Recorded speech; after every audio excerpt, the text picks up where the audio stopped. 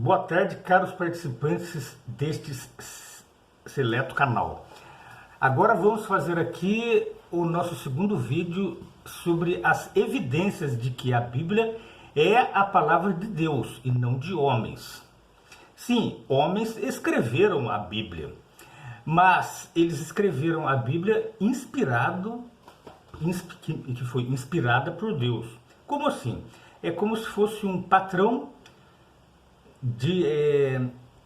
ditando uma carta para a sua secretária. A secretária produz a carta, mas não com palavras dela, e sim com as palavras do seu patrão.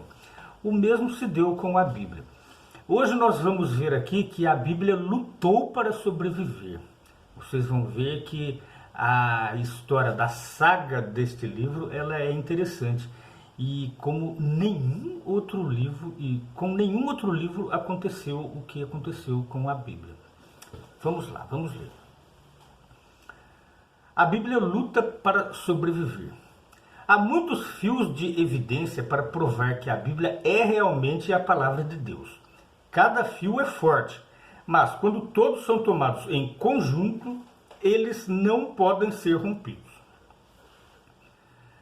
Neste vídeo, bem como no seguinte, consideraremos apenas um fio de evidência, a história da Bíblia como livro.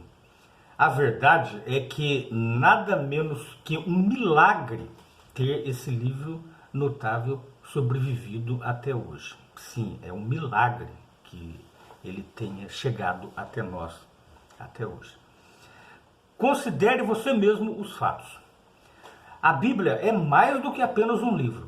É uma valiosa biblioteca de 66 livros, alguns deles curtos, outros bastante longos, contendo leis, profecias, história, poesia, conselhos e muito mais. Séculos antes do nascimento de Cristo foram escritos os primeiros 39 destes livros, na maior parte na língua hebraica, por judeus ou israelitas fiéis. Esta parte é frequentemente chamada de Antigo ou Velho Testamento. Os últimos 27 livros foram escritos em grego por cristãos e são amplamente conhecidos como Novo Testamento. Segundo a evidência interna e as mais antigas tradições, estes 66 livros foram escritos durante um período de cerca de 1.600 anos, começando no tempo em que o Egito era uma potência dominante e terminando quando Roma era a potência dominante do mundo. Vocês vão ver como é que somente a Bíblia sobreviveu dentre milhares de outras literaturas através dos tempos.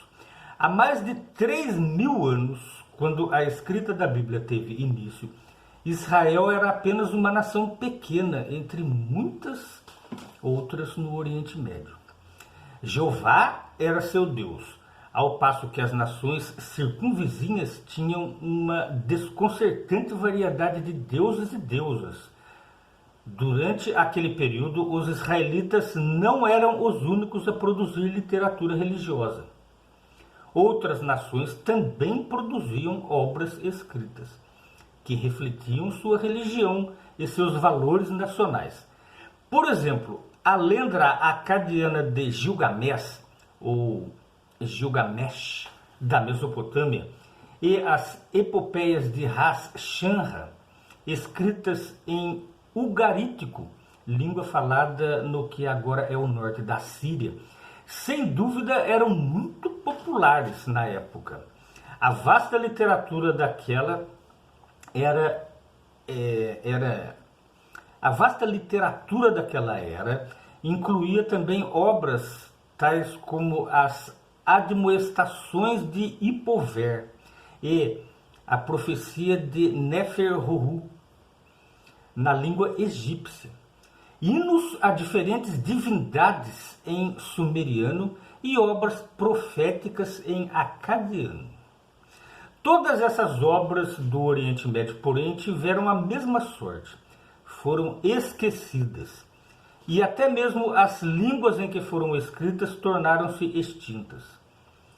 Foi apenas em anos recentes que arqueólogos e filósofos e filólogos souberam da sua existência e descobriram a maneira de lê-las. Por outro lado, os primeiros livros escritos da Bíblia hebraica sobreviveram até o nosso tempo e ainda são amplamente lidos. Vez por outra, alguns eruditos afirmam que os livros hebraicos da Bíblia derivaram de algum modo daquelas antigas obras literárias. Mas o fato de que tão grande parte daquela literatura foi esquecida ao passo que a Bíblia hebraica sobreviveu, marca a Bíblia como significativamente diferente. É como que diz, né? Se as pessoas falam que a Bíblia derivou daqueles escritos antigos, então aqueles livros antigos deveriam sobreviver também, visto que eram também palavra de Deus, né? Ou se eles derivaram mesmo e realmente não são palavra de Deus, era mais provável que aquelas literaturas antigas sobrevivessem e não a Bíblia, porque tratava-se de uma variação, né? Os guardiões da palavra. Não se engane, pois do ponto de vista humano a sobrevivência da Bíblia não era presumível. As comunidades que a produziram sofreram provações tão difíceis e opressões tão amargas que a sobrevivência dela até os nossos dias é realmente algo notável. Nos anos antes de Cristo, os judeus que produziram as escrituras hebraicas ou o Antigo Testamento eram uma nação relativamente pequena. Moravam precariamente no meio de estados políticos poderosos que se rivalizavam pela supremacia. Israel teve que lutar pela sua vida contra uma sucessão de nações, tais como os filisteus, os moabitas, os amonitas e os edomitas. Durante um período em que os hebreus estavam divididos em dois reinos, o cruel Império Assírio virtualmente eliminou o reino setentrional, ao passo que os babilônios destruíram o reino meridional, levando o povo hebreu a um exílio do qual apenas um restante retornou 70 anos mais tarde. Nesse interim, era para a Bíblia ter sido destruída, né? Tal como acontecia com outras nações que eram destruídas e, junto com eles, a sua literatura também. Existem até mesmo relatos sobre tentativas de genocídio contra os israelitas. Lá nos dias de Moisés, Faraó ordenou o assassinato de todos os meninos recém-nascidos deles. Se a sua ordem tivesse sido executada, o povo hebreu teria sido aniquilado. Muito mais tarde, quando os judeus vieram a estar sob domínio persa, os inimigos deles tramaram a adoção de uma lei destinada a exterminá-los.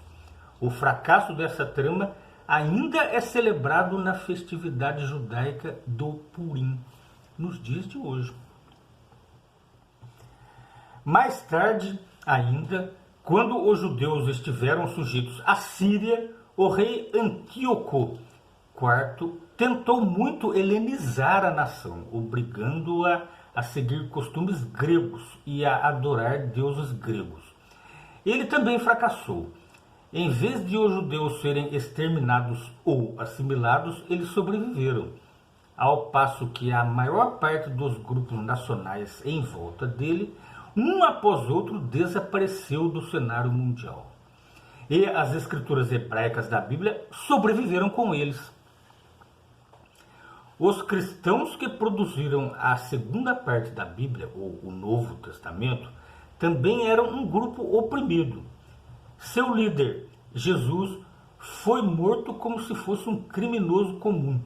Nos dias em que se seguiram a sua morte, as autoridades judaicas da Palestina tentaram suprimi-los. Quando o cristianismo se espalhou a outras terras, os judeus os assediavam tentando impedir a sua obra missionária. No tempo de Nero, A atitude inicialmente tolerante das autoridades romanas mudou. Tácito gabou-se das penas mais horrorosas infligidas aos cristãos por aquele perverso imperador. E, do tempo dele em diante, era crime passivo de pena capital ser cristão. Em 303 da Era Comum, o imperador Diocleciano agiu diretamente contra a Bíblia. Num esforço de eliminar o cristianismo, ordenou que todas as Bíblias cristãs fossem queimadas. Essas campanhas de opressão e de genocídio constituíam verdadeira ameaça à sobrevivência da Bíblia. Se a sorte dos judeus tivesse sido a mesma que a dos filisteus e a dos moabitas, ou os esforços primeiro das autoridades judaicas e depois das romanas de eliminar o cristianismo tivessem sido bem-sucedidas, quem teria escrito e preservado a Bíblia? Felizmente, os guardiões da Bíblia, primeiro os judeus e depois os cristãos, não foram eliminados e a Bíblia sobreviveu. No entanto, houve outra ameaça séria, senão a sobrevivência da Bíblia, pelo menos a sua integridade. Vocês perceberam aqui, até nesta parte que nós vamos considerar aqui, nenhum outro livro, nenhuma outra literatura sofreu tamanha perseguição, mas mesmo assim elas desapareceram. E a Bíblia, ao passo que houve tentativas e mais tentativas de eliminá-la, ela persiste até hoje. Daqui a pouco a gente faz o nosso próximo vídeo, tá? Com a segunda parte, com a parte B desta segunda parte, tá bom?